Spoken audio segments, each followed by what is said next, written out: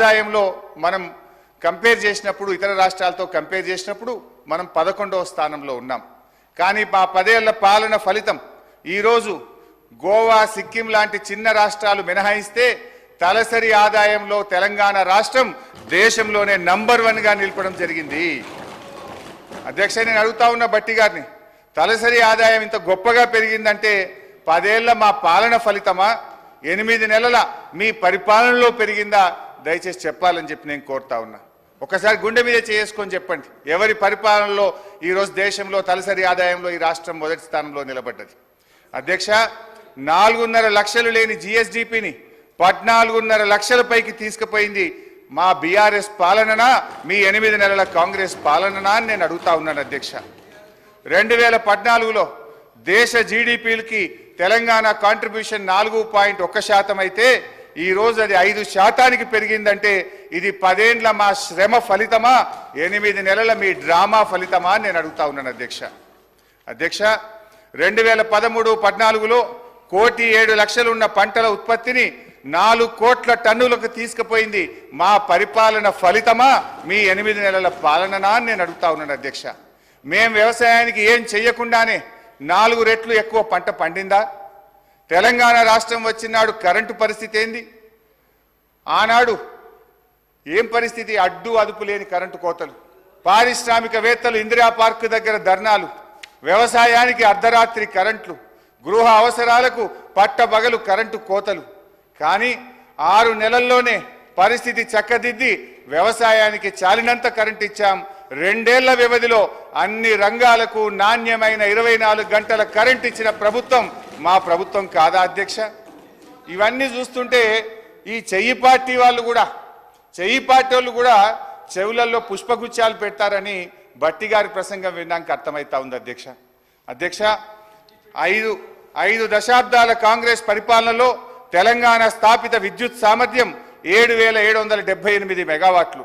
పురోభివృద్ధి లేదని మీరు చెప్పిన ఒక్క దశాబ్దంలోనే తెలంగాణ స్థాపిత విద్యుత్ సామర్థ్యం 19,483 మెగావాట్లకు పెరిగింది. మీరు చేసిన దానికంటే 3 అంతలు చేశాం. ఈ మధ్య అదనంగా 1,400 మెగావాట్లు ఎన్టీపీసీ నుంచి కూడా వచ్చింది. మీ ఇందిరమ్మ రాజ్యంలో తలసరి విద్యుత్ వినియోగం ఎంతుందో తెలుసా? 1,196 యూనిట్లు. అనుకున్నంత అభివృద్ధి సాధించలేదని గౌరవ ఆర్థిక మంత్రి గారు చెప్పిన బీఆర్ఎస్ పాలనలో తలసరి విద్యుత్ వినియోగం 2,349 యూనిట్లకు పెరిగింది. అధ్యక్ష, ఇదంతా కాదు బట్టన్న, స్పీకర్ గారు ఇంత పెరిగింది అంత పెరిగిందని సరే లెక్కలు నేను చెప్తా, బుక్కులలో ఉంటుంది. కుల్లా మీరు ఒక్క 10 నిమిషాలు టీ బ్రేక్ ఇవ్వండి. నేను బట్టి గారు పోయి అసెంబ్లీ ముంగట గన్ పార్క్ మీద రోడ్డు మీద నిలబడతాం. రోడ్డు మీద పోయే 10 మందిని బీఆర్ఎస్ పాలనలో కరెంటు మంచిగుందా, కాంగ్రెస్ వచ్చిన 8 నెలల కరెంటు మంచిగుందా అని అడుగుదాం. కుల్లా జనం చెప్తారు కదా అధ్యక్ష. మాది బాగలేదు పురోభివృద్ధి సాధించలేదని మాటలు చెప్తే అయిపోతుంది అధ్యక్ష. చివరికి ఈ కరెంటు గురించి అధ్యక్ష, గౌరవ మన సభానాయకులు ఇదే అసెంబ్లీలో అప్పుడు తెలుగుదేశం పార్టీ శాసనసభ్యుడిగా ఇటువైపు ఉండి ఆనాటి కాంగ్రెస్ ప్రభుత్వం మీద రేవంత్ రెడ్డి గారు అన్న మాటలు ఒక్కసారి నేను గుర్తు చేయదలుచుకున్నా. ఆనాటి కాంగ్రెస్ పాలనలో తన తండ్రి గారు చనిపోతే ఊర్లో దహన సంస్కారాలు చేసిన తర్వాత కరెంటు లేకపోతే గంటల సేపు ఎదురు చూసి, కరెంటు లేక నీళ్లు లేక నెత్తి మీద నీళ్లు చల్లుకొని ఇంటికాడికి పోయినా అని రేవంత్ రెడ్డి గారు ఆనాటి కాంగ్రెస్ పాలనలో కరెంటు పరిస్థితి గురించి ఇదే సభలో చెప్పారు. అధ్యక్ష, ఇవాళ పరిస్థితి ఏడికి వచ్చిందంటే చివరికి గౌరవ మంత్రులు ముఖ్యమంత్రి గారు ఎక్కడన్నా మీటింగులు పెట్టుకుంటే జనరల్ గా పోలీసు వాళ్ళు భద్రత కోసం వెళ్తారు. అధ్యక్ష, మీటింగ్లకు పోలీసు వాళ్ళు పోయి భద్రత కోసం వాళ్ళు నిలబడితే అధ్యక్ష, ఈ రోజు కరెంటు వాళ్ళు పోయి మాత్రం నిలబడుతున్నారు. అధ్యక్ష, పోలీసు వాళ్ళతో పాటు ఏడ మంత్రి గారి మీటింగ్ ఉన్నా ముఖ్యమంత్రి గారి మీటింగ్ ఉన్నా కరెంటు వాళ్ళు జనరేటర్లు పట్టుకొని మాత్రం ఉంటున్నారు. అధ్యక్ష, ఆ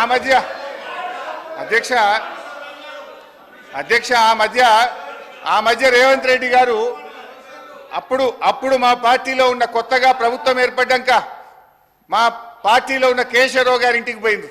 ముఖ్యమంత్రి గారు లోపల పోయిండు, బయట కరెంటు పోయింది. అది పత్రికల్లో ప్రముఖంగా వచ్చింది. సరే అధ్యక్ష, గత ఓపిక ఓపిక ఓపిక ఇంకా చాలా చెప్పేది ఉంది, రాగే. గత కాంగ్రెస్ పరిపాలనలో వృద్ధులకు ఇచ్చిన పెన్షన్ 200 రూపాయలు, మేము అధికారంలో వచ్చిన వెంటనే 1000 రూపాయలు చేశాం.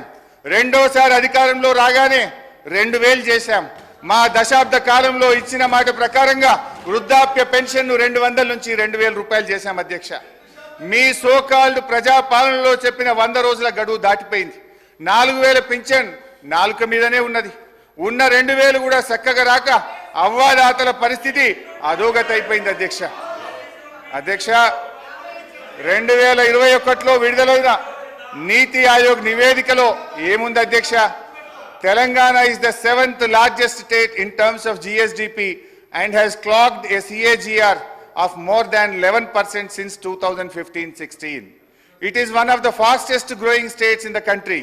The state's economy has grown at an average annual rate of more than 9% since its formation, which is significantly higher than the growth rate it had attained before its formation as a separate state.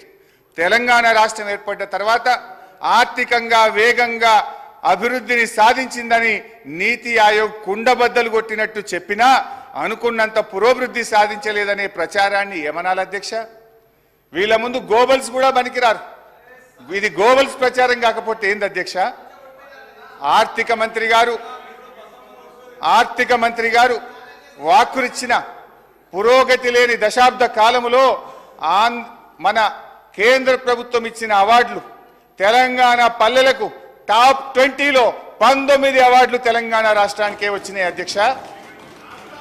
దీన్ని బట్టి తేలేదేమిటంటే ఈ బడ్జెట్లో ఉన్నదంతా వాస్తవాల విస్మరణ, అవాస్తవాల విస్తరణ. ఈ ప్రభుత్వం ఎంత సంకుచిత వైఖరంటే దశాబ్ద కాలంలో మేము సాధించిన అద్భుతమైన ప్రగతికి సంబంధించిన వివరాలు ప్రజలకు అందుబాటులో లేకుండా చేయాలని పబ్లిక్ డొమైన్లో ఉన్న మొత్తం సమాచారాన్ని డిలీట్ చేశారు అధ్యక్ష. Government is a continuous process. మా 10 ఏళ్ల పాలనలో ఉన్న మొత్తం సమాచారాన్ని డిలీట్ చేస్తారా అధ్యక్ష? ఇంతకంటే చిల్లర వ్యవహారం ఇంకోటి ఉంటుందా అధ్యక్ష? ముఖ్యమంత్రి గారు, మీరు కంప్యూటర్ మెమొరీ నుంచి డిలీట్ చేయగలుగుతారేమో కానీ ప్రజల మెమొరీలో నుంచి డిలీట్ చేయలేరనే విషయాన్ని గుర్తుంచుకోవాలి అధ్యక్ష. అక్షరాలను మలిపేస్తారేమో కానీ అనుభవాలను మలిపేయలేరు అధ్యక్ష. ఈ బడ్జెట్ గురించి చెప్పాల్సినటువంటి అవసరం ఉంది అధ్యక్ష. ముఖ్యంగా బడ్జెట్లో చూస్తే అధ్యక్ష, ఆర్థిక మంత్రి గారు చాలా అందంగా చెప్పారు. వాస్తవాలకు దగ్గరగా ఉందని, నిద్రలేని రాత్రులు గడిపామని, మేము డాంబికానికి పోకుండా రియలిస్టిక్ బడ్జెట్ను ప్రవేశపెట్టామని గౌరవనీయులైన ఉప ముఖ్యమంత్రి గారు చెప్పారు. కానీ ఇది పూర్తిగా సత్యదూరం, అవాస్తవాలతో కూడుకున్నది. రానటువంటి బడ్జెట్లో ఆచరణ సాధ్యం కానటువంటి, ఆదాయం రానటువంటి లెక్కలతో బడ్జెట్ను కూర్చేటువంటి ప్రయత్నం చేశారు అధ్యక్ష. నిన్ననే మనం అసెంబ్లీలో మాట్లాడాం. కేంద్ర ప్రభుత్వం మన రాష్ట్రానికి అన్యాయం చేస్తుందని, బడ్జెట్లో ₹1 ఇవ్వలేదని, ఈ రాష్ట్రానికి జరిగిన అన్యాయం మీద మన తీవ్రమైన నిరసనను కేంద్రానికి తెలుపుతూ అసెంబ్లీలో తీర్మానం చేశాం. భట్టి గారు కూడా ఇదే అసెంబ్లీలో పోయినసారి మాట్లాడారు. ఇది అసెంబ్లీ రికార్డు, దీని నుంచి కూడా చదివి వినిపిస్తాను. అయితే బడ్జెట్లో ఏం పెట్టారు భట్టి గారు? 2023-24 సంవత్సరంలో, అంటే ముగిసిన ఆర్థిక సంవత్సరంలో కేంద్ర ప్రభుత్వం నుంచి మనకు వచ్చినటువంటి గ్రాంటు 9,729 కోట్లు. కానీ బడ్జెట్లో ఎంత పెట్టారు ఈ సంవత్సరం? మీరు 21,635 కోట్లు పెట్టారు. అంటే పోయిన సంవత్సరం ఇచ్చినంత కూడా ఇయ్యలేదని, తెలంగాణకు మొండి చేయి చూపిందని ఇదే సభలో మనం తీర్మానం చేస్తాం. కానీ మీరేమంటారు? 21,636 కోట్లు కేంద్ర ప్రభుత్వం నుంచి వస్తుందని భట్టి గారు ఈ బడ్జెట్లో పెట్టారు. గౌరవనీయులైన భట్టి విక్రమార్క గారు పోయినసారి అసెంబ్లీలో మాట్లాడుతూ ఏమన్నారో ఒక్కసారి చదివి వినిపిస్తాను అధ్యక్ష. మన రాష్ట్రం పేజ్ నంబర్ 19 పారాగ్రాఫ్ 1. మన రాష్ట్రం ఏర్పడిన నాటి నుండి గత సంవత్సరం వరకు కూడా గ్రాంట్ ఇన్ ఎయిడ్స్ దాదాపు 8,000 కోట్ల నుంచి 10,000 కోట్లు దాటడం లేదు. ప్రతి సంవత్సరం గ్రాంటీనైట్స్ మనం ఆశిస్తున్నాం కానీ కేంద్రం నుంచి ఏమీ రావడం లేదని చెప్తూ ఉన్నారు. ఇది వారికి తెలిసిందే అని నన్ను ఉద్దేశించి వారు మాట్లాడారు. మరి మీకు తెలిసిందే కదా, ఇప్పుడు మీకు తెలిసిందే కదా, మరి నువ్వెట్లా పెట్టినావు 21,000 కోట్ల రూపాయలు అంటే ఈ బడ్జెట్ అవాస్తవాలతో కూడుకున్నటువంటిది. 21,636 కోట్లు కేంద్రం నుంచి గ్రాంట్ల రూపంలో వస్తుందని ఏదైతే పెట్టారో ఇది వాస్తవాలకు దూరంగా ఉంది. ఇకపోతే అధ్యక్ష, అంటే ఇంకా బాగా అర్థం కావాలంటే బట్టి గారికి నేను సెంట్రల్ బడ్జెట్ కూడా చూశాను. ఏమైనా పెరిగిందా, నిజంగానే ఏమైనా వస్తుందా, బట్టి గారు బాగా ఆలోచించి పెడతారు కదా, ప్రతిపక్షంలో అనుభవజ్ఞులు కదా అనుకున్నా. సిఎస్ఎస్ కింద 2023-24 సంవత్సరానికి కేంద్ర ప్రభుత్వం పెట్టింది 4,60,614 కోట్లు. ఈ సంవత్సరం సిఎస్ఎస్ కింద సెంట్రల్లీ స్పాన్సర్డ్ స్కీమ్స్ కింద రాష్ట్రాలకు ఇచ్చే డబ్బు ఈ సంవత్సరం ఎంత పెట్టారు అని చూశాను. 5,05,978 కోట్లు. అంటే గత సంవత్సరం కంటే 45,000 కోట్లు సిఎస్ఎస్లో ఎక్కువ పెట్టారు. అంటే దేశం మొత్తానికి 28 రాష్ట్రాలు కేంద్రపాలిత ప్రాంతాలకు కలిపి వాళ్ళు పెంచింది 45,000 కోట్లు. కానీ మా గౌరవనీయులైన ఆర్థిక మంత్రి గారు ఒక్క మన రాష్ట్రానికే 12,000 కోట్లు గత సంవత్సరం కంటే అదనంగా వస్తాయని పెట్టారు. ఇది సాధ్యమా అని నేను అడుగుతా ఉన్నా. ఇకపోతే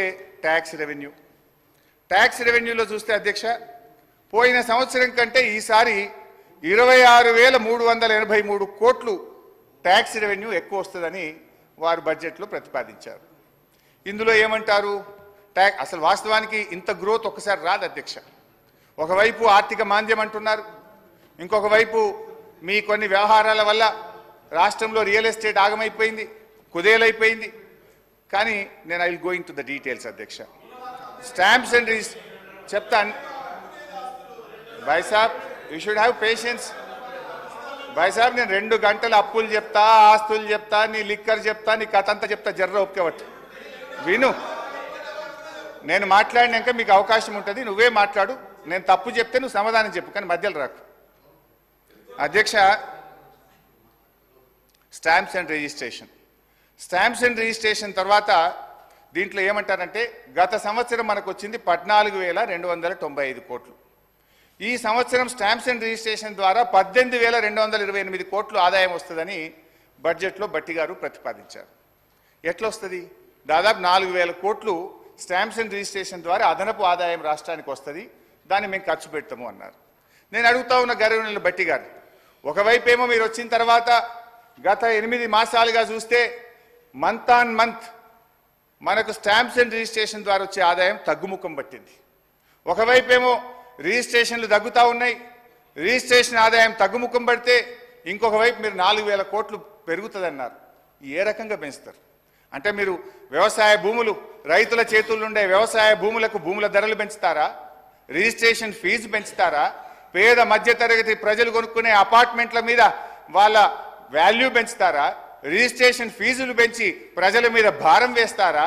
ఏ రకంగా ఈ 4,000 కోట్లు మీరు ఆదాయాన్ని పెంచుతారో ఈ సభకు, ఈ సభ ద్వారా ప్రజలకు స్పష్టత ఇవ్వాలని గౌరవనీయులు బట్టి గారిని కోరుతా ఉన్నా. అధ్యక్ష, ఎక్సైజ్ ఇదైతే సిగ్గుతో తలదించుకోవాలి కాంగ్రెస్ పార్టీ నాయకులు.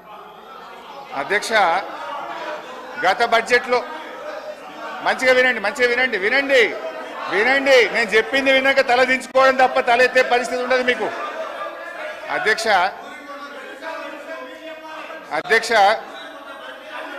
ప్లీజ్ అధ్యక్ష, 2023-24లో ఎక్సైజ్ ద్వారా ఈ రాష్ట్రానికి ప్రతిపాదించిన బడ్జెట్ ఆదాయం 19,884 కోట్లు. 19,884 కోట్లు.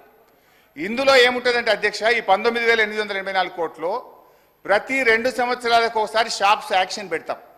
ఈ ఇయర్ ఉండదు షాప్ యాక్షన్స్, పోయినసారి అయింది, మళ్ళీ నెక్స్ట్ ఇయర్ వస్తుంది. అయితే ఆ షాప్ యాక్షన్స్ పెట్టినప్పుడు 2,000 కోట్లు అదనంగా వస్తుంది. అయితే ఈసారి ఆదాయం లేకపోయినా గౌరవనీయులైన బట్టి గారు ఎక్సైజ్ ట్యాక్స్ మీద వచ్చే ఆదాయం ఎంత? 25,617 కోట్లు పెట్టారు. అంటే ఎక్సైజ్ సుంకం ద్వారా పోయిన సంవత్సరం కంటే 5,773 కోట్లు అదనంగా వస్తుందని చెప్పి ఈ బడ్జెట్లో ప్రవేశపెట్టారు. అంతేకాదు వ్యాట్ బై ఎక్సైజ్ వ్యాట్ రూపంలో మరో 2,760 కోట్లు ఎక్సైజ్ మీద ఆదాయం ఎక్కువ వస్తుందని పెట్టారు.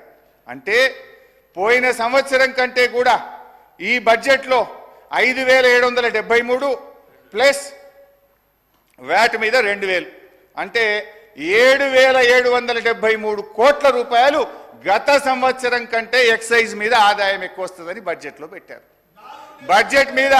బడ్జెట్ మీద మొత్తం ఆదాయం ఎంత ఆశిస్తుంది తెలుసా అధ్యక్ష? ఈ ప్రభుత్వం ఎక్సైజ్ అండ్ వ్యాట్ కలిపి 42,000 కోట్ల 49 రూపాయలు ఎక్సైజ్ రూపంలో ఆదాయం సంపాదిస్తామని బడ్జెట్లో గౌరవ ఆర్థిక మంత్రి పెట్టారు. 42,000 కోట్లు అధ్యక్ష. అంటే గతంలో ఇదే భట్టి గారు ఇదే అసెంబ్లీలో మాట్లాడారు. అప్పుడున్నది 25,000 కోట్ల ఆదాయం, వీళ్ళు 42,000 కోట్లు చేసింది. ఇప్పుడు ఏం మాట్లాడినరో భట్టి గారు ఎక్సైజ్ మీద నేను వినిపిస్తా అధ్యక్ష. అంటే ప్రతిపక్షంలో ఒక మాట, అధికారంలోకి రాగానే మర్చిపోతారు. గ్రామీణ ప్రాంతాల్లో మద్యం సమస్య అత్యంత భయానకంగా మారింది. బెల్ట్ షాపులు పెట్టి జనాన్ని విపరీతంగా పీడిస్తున్నారు. దీని గురించి ఆలోచన చేయండి అధ్యక్ష. ఆ రోజు గ్రామానికో బెల్ట్ షాప్ ఉంది. ఇప్పుడు మీరు చెప్పే 42,000 కోట్లు కావాలంటే గల్లీకో బెల్ట్ షాప్ పెట్టారు. మీరు గల్లీకో బెల్ట్ షాప్ పెట్టే పరిస్థితి వచ్చింది అధ్యక్ష. ఇంకా అధ్యక్ష